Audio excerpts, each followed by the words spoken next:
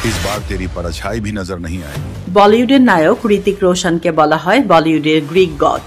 ঋতিকের অভিনয় থেকে নাচ গত 2 দশক ধরে বুঁদ হয়ে রয়েছে তার বিশাল সংখ্যক দর্শক।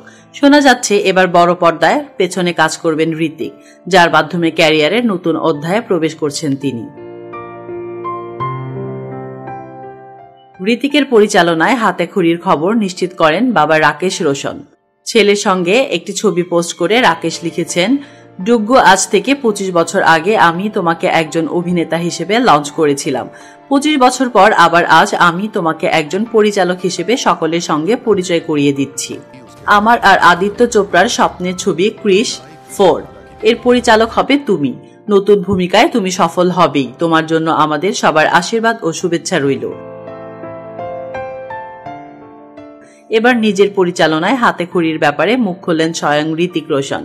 সম্প্রতি জর্জিয়ার আটলান্টায় এক অনুষ্ঠানে যোগ দেন গ্রিক গড। সেখানেই অনুরাগীদের প্রশ্নের উত্তরে ঋতিক নিজের টেনশন এর কথা প্রকাশ করেন।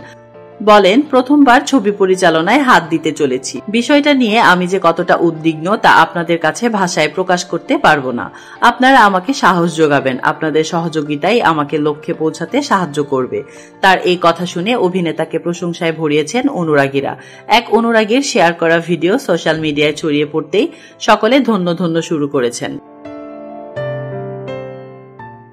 তাসলিম আক্তার শিমু, SBS বাংলা।